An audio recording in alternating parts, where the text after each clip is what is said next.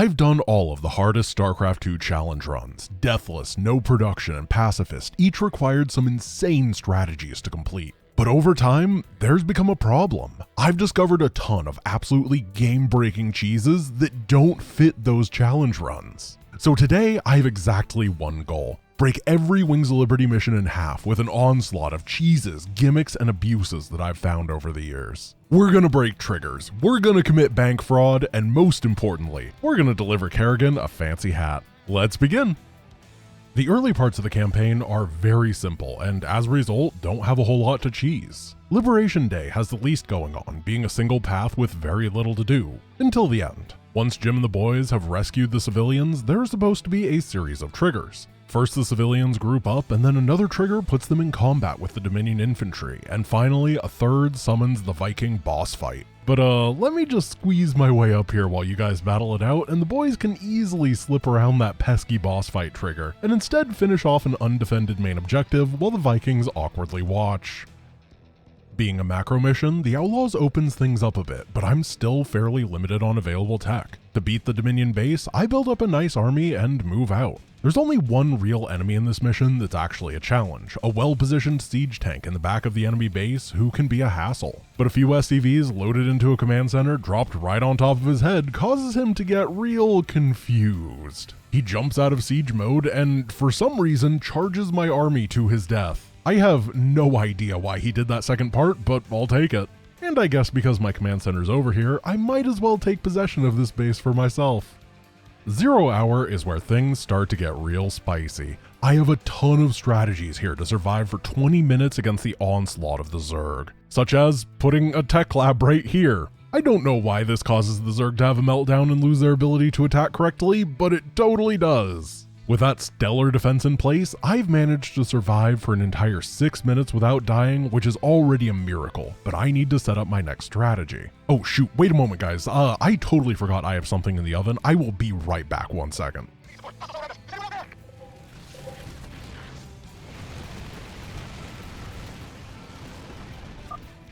Okay guys, I'm back, so sorry about that. Did I miss anything? After somehow overcoming the trials and tribulations of 0 hour, I now get to pick my route for this run. I'm a big Dr. Hanson stan, so the colonist route is the obvious choice here. But I do find it a bit annoying that on the evacuation, the colonist transport spawns so early. You can barely have anything made by the time one starts down the path. Normally. With a bit of funky setup, the garage they normally spawn in front of is now blocked, so the transport pops out in the back. It loads up with colonists and heads out towards my lowered supply depot, which then closes. This is a little cute trick working off of the fact that the objectives cheat. If a moving objective gets stuck when it's trying to path somewhere, it will move to its closest possible point and then remove collision and clip through everything to get over to it. But by repeatedly raising and lowering this depot, the truck will go to the closest corner, scan around, and go, oh, I can path normally, no cheating is necessary. Then it drives over to the depot that then closes and it goes, oh, it's time to drive to the nearest corner and then start clipping through things. But by the time that it gets to that corner, it then has a viable path, so it starts trying to go around again. After doing this for about 10 minutes, instead of having 2 firebats and 2 medics for the first escort, I'll get about 2 firebats, 11 medics, and 22 marines. That seems a little bit safer. But this is the mission where we have a bunch of friendlies and get the firebat, which of course means it's time for friendly fire. By torching the transport and 3 of the colonists inside, our first trip will only have 6 guys instead of 10. Some of the difficulty on this mission is based off of how many colonists have made it to the top of the map. And while the first 3 waves send 10 colonists each, the remainder send 12, so taking down 4 of them early means it still only takes 5 waves, but the enemy looks at how many colonists we've lost and goes, I'm gonna ratchet back that difficulty a little bit. And as a final nail in the coffin for the Zerg, I can proxy 3 barracks and float them to this forested area above the Zerg base, start pumping out Marines, and from here I can take out their Baneling Nest, Roach Warren, Ultralisk Cavern, and Greater Spire, as well as consistently resetting their Hydralisk count. Basically, this guy has been removed from the fight, his ally is going soft on me, and I have a Turbo Death army from the start. Because nothing goes too far in the service of StarCraft's greatest waifu, Dr. Hanson. Just nobody tell her what happened to those 4 colonists. Continuing the colonist questline brings me to Outbreak, where the ever-increasing waves of enemies wash upon my defenses, and the only way to stop them is by eliminating the infested structures and stymieing their spawn rate. That's how this mission works, right? Turns out, not at all. The power of the infested waves on Outbreak isn't determined by how many nights have passed, but instead by how many buildings have been destroyed and how many areas have been fully cleared. Meaning if you just don't attack the enemy, you'll fight the pretty easy first night wave over and over. To trigger the next strongest wave, you have to kill either 13 buildings or fully clear one area. So I just don't do that. During the day, I take down a couple buildings near this mineral field, float a command center in, and just live peacefully with my neighbors. Once I'm fully maxed out at 200 supply, I finally split my army into 3 sections and bulldoze the majority of the map in a single sitting. I don't have Reapers or Vultures yet, so I wasn't able to take down the entire thing in one day, but being maxed with 3,000 minerals in the bank means that there's nothing these infested can do. And then comes Redstone, a mission that I couldn't come up with anything interesting for. So I asked the Giant Grand Games community if they had any ideas. And it turns out that my audience just doesn't understand what cheese means. Their brilliant ideas included getting the speedrun world record for the mission, making 80 bunkers at the same time and then salvaging them all to instantly win the mission, and of course, creating deepfake images of the Brutalisk with another girl so that the Zerg player breaks up with it, and then when the Brutalisk goes over to apologize, the lava rises and kills it. You know what? I'll go with that.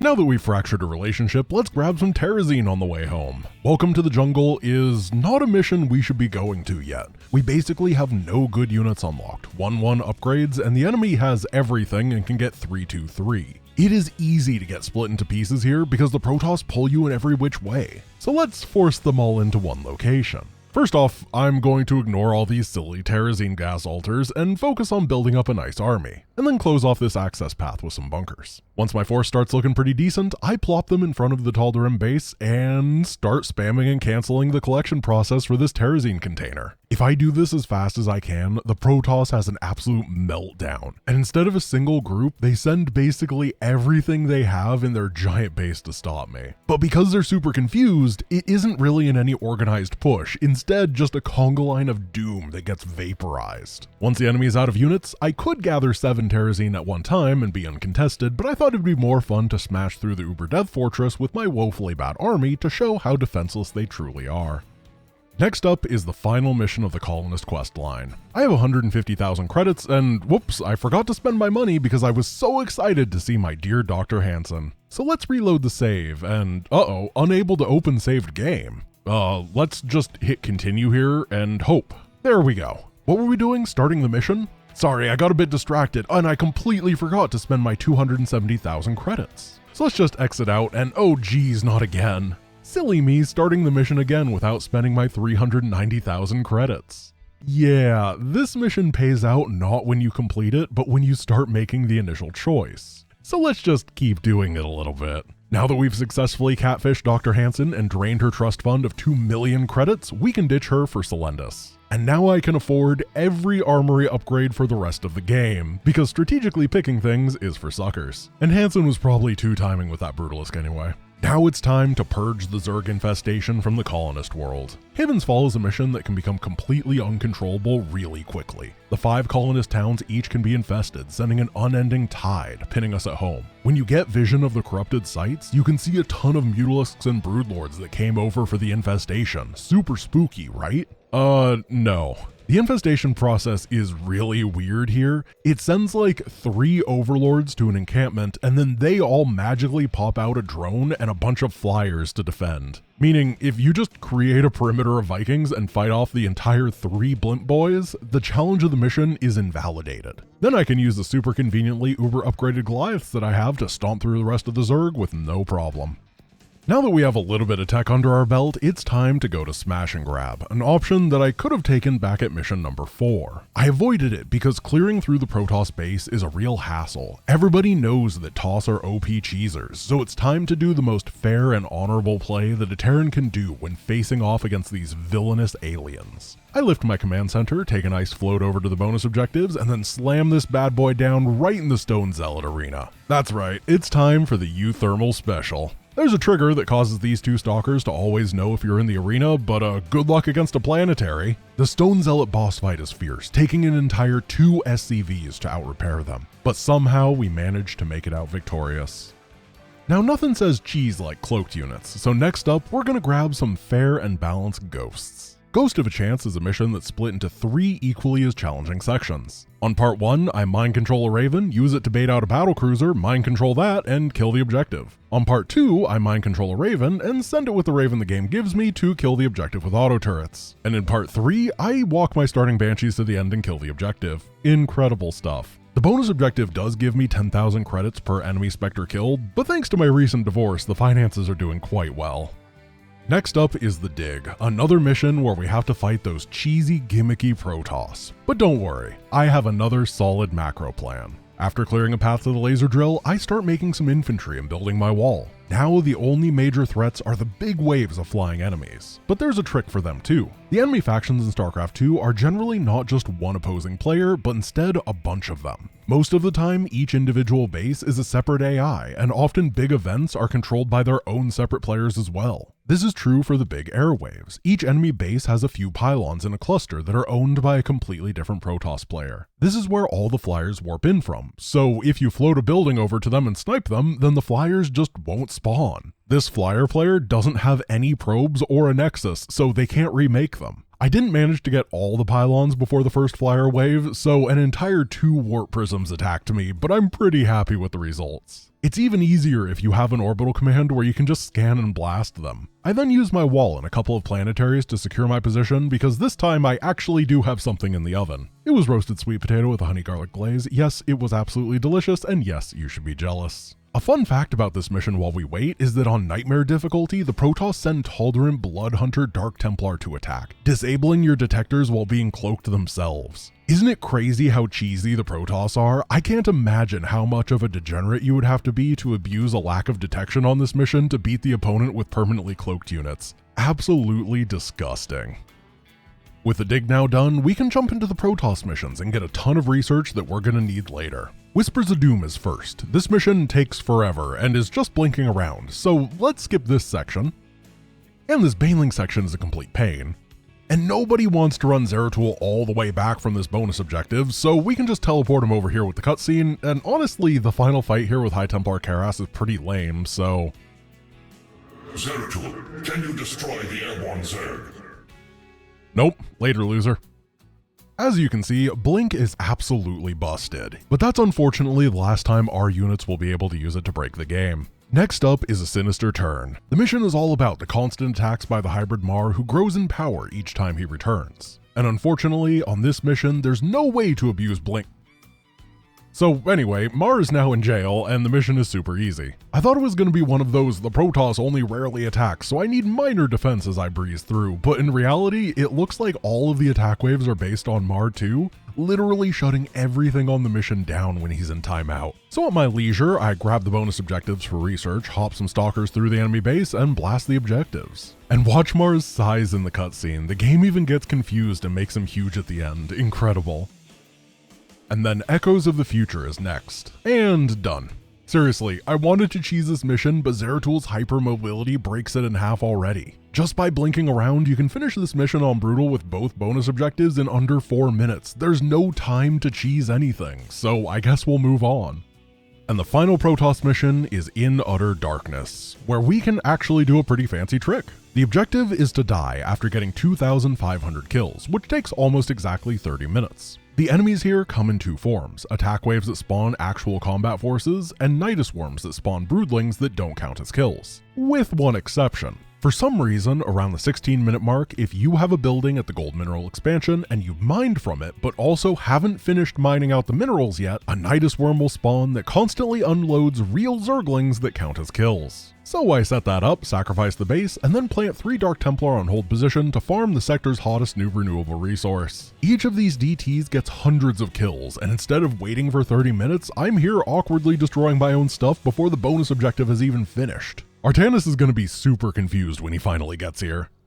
With In Utter Darkness completed, we've done one of the most common cheesy things in Wings of Liberty, beating the Protoss missions ASAP to get way too much research. That means these next couple missions are going to be an absolute joke, but for the Great Train Robbery, we can go a step further. The train mechanic here is a bit different from other missions. Normally, objectives have a time gap between them, where you finish one and then there's a guaranteed buffer before the next spawns. But the trains are all independent of each other, which actually makes sense. They're strong independent trains who don't need no dominion. The weird part is that even though the trains spawn on their own timers, the defenses are based on how many trains you've killed. So if you miss the first train, which is undefended, the next train is also undefended. So we're gonna miss the first train, but not actually. It turns out that the top track is just barely long enough that the next train will spawn before the first one is gone. So there's a good 10 seconds where the second train will spawn with no defenses as if you've missed the first one, but you can still take number one down. So that makes no defenders for the first two trains. But we can make it even easier, because with this setup, the third train is the first one that has any defenses, and why bother killing it? We're allowed to miss one of them. With all these things combined, it means that in a mission whose main identity is about resource deprivation and rapidly hitting us with objectives, we now spend the first 10 of 20-ish minutes not fighting the escorts. Which gives me a nice bit of time to build up a siege tank death army that can annihilate anything that even considers getting close. And this peninsula is the perfect vantage point for doing so, vaporizing trains and kill teams without them being able to fight back.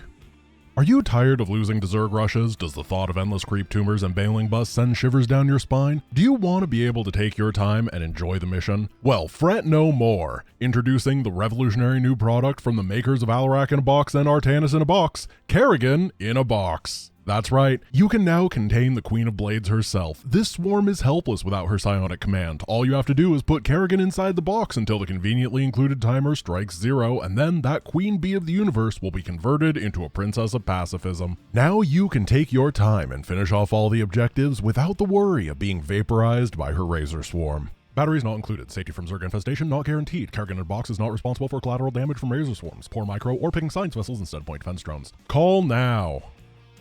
Cutthroat is one of those missions that is incredibly difficult to not accidentally cheese. If you're in a hurry, I've shown off nukes and siege tanks from the low ground, as well as planetary fortress rushes before. But what about something a little bit less aggressive and more relaxed? The objective is to race Colonel Orlan to 6,000 minerals to buy Mira Han's mercenaries, so let's just stop Orlan from mining completely. He mines from 4 locations. Normally the goal is to stop his 3 command centers on the map, but deep inside of his base there are 3 more SCVs that provide perpetual income. But with any air units, you can just walk over and take them out. In this case, Ravens are fantastic due to their point defense drones stopping the missile turrets. Despite having a planetary fortress, Orlan doesn't know how to rebuild SCVs, so I can kick back and relax. I grab +3/+3 at my leisure, and I'm ready to max out the moment that Mira's Marauders join me, making the attack on Orlan's base a breeze.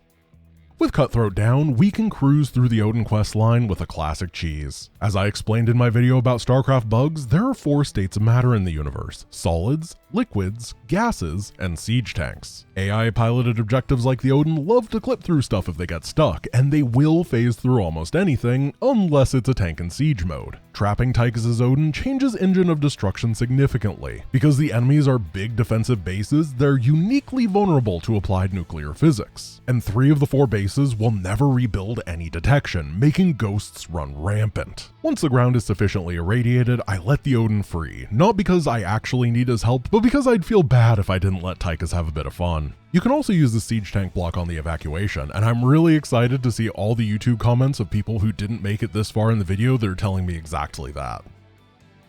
Now it's my turn with the Odin. Normally Media Blitz is a pretty long mission, but we're gonna breeze through it quickly with the last major use of ghosts in the run. Unsurprisingly, because the play of the day is gonna be the spooky special, we're gonna be focusing on enemy missile turrets. Taking down detection is critical. I managed to clear it out for both the factory and the barrack spaces before I run out of time. Now that we're into the macro section, each of the broadcast towers has waves of units that come defend, including Ravens for detection. But each tower has an independent answer. The bottom right tower is simple. The Raven always comes from the northeast, so I toss down 2 turrets, and my cloaked ghost comfortably channels the entire time while the Raven is blown up before getting even close. The backup nuke wasn't even necessary. Point 2's Raven always spawns in this dead zone. A few Viking mercenaries means that cloaked Carl can creep comfortably. And the final point is the trickiest. The The defenders come from two sides, and the Raven can randomly spawn on either. But I'm going to abuse the AI's smarts here. The Ravens, if they see a nuke coming down, will refuse to stand in the radius. So all I have to do is channel some for some force fields and oh, I messed up. I didn't channel in the right place and my ghost died. But that's fine, I can trap the Raven on the top of the map with another nuke and take it out, so there's no issues. This one honestly could have been a lot cleaner, but even with the mistakes, it was so easy.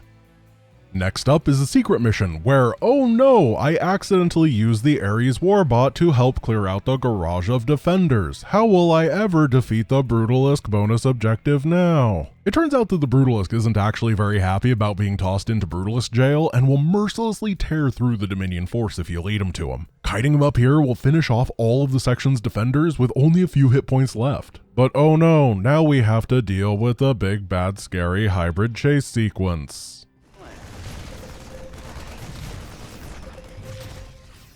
It's good to know that Amon's ultimate weapons of the final war can be beaten by either a hull or two medics.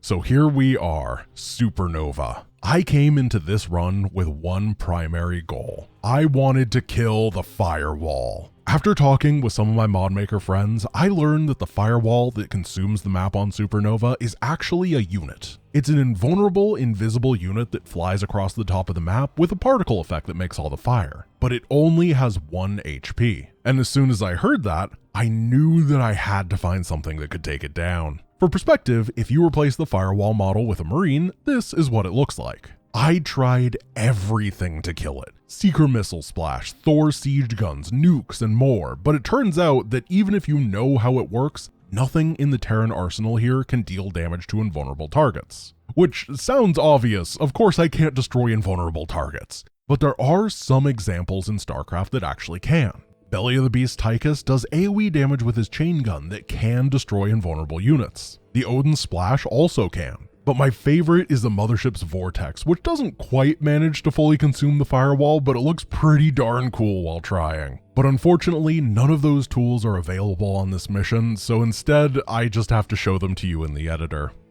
But after the failure of Supernova, we have the long grind of Maw of the Void, the epic capital ship versus capital ship struggle against the strongest Protoss forces in the campaign. Or it would be. But unfortunately, those cheesy Protoss just ruin everything once again. As soon as the mission gets going, a bunch of Dark Templar find themselves dropped right on top of the objective that has no detection, tearing through it even though we haven't dealt with the Ritfield generators or had a chance to engage in honorable combat. Truly despicable. How could the Protoss have done this? Now comes the finale of Char, and with it a series of 3 missions that are massive, expansive, and incredibly difficult to cheese as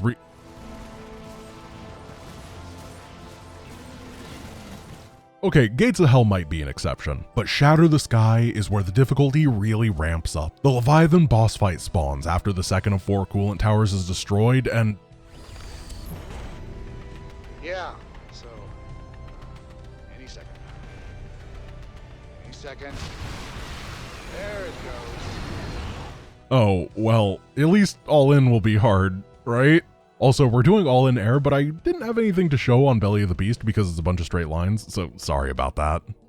All In is a mission where there's a million different problems thrown at the player, and that means a million different cheeses to solve them. Because we're on All In Air, I start the mission off by building the most logical composition, Hellions and Vultures, because our first cheese is a bit of a devious one. Obviously, we're using the incredibly overpowered Hivemind emulator. That's pretty standard for this mission, but if you've used the emulator before, you may have noticed that when mind controlling Zerg units, they don't take supply. That isn't true at all. Mind-controlled units absolutely do take supply for the enemy. The mission has 3 separate Zerg players at the top left, bottom left, and top right. We're going to supply block all of them. By building only anti-ground units and Hivemind emulators, the random Mutalisks that would normally be vaporized are now slowly being brought into the fold and pushed back to safety. To add a bit more supply for each of the enemy players, there's a fun little trigger to stop us from attacking the swarm, where if a Terran unit comes into their base, a bunch of units spawn in and unburrow. So for each of the Zerg, I can scan, drop a mule, and pop in 80 extra supply, getting them that much closer to being supply blocked.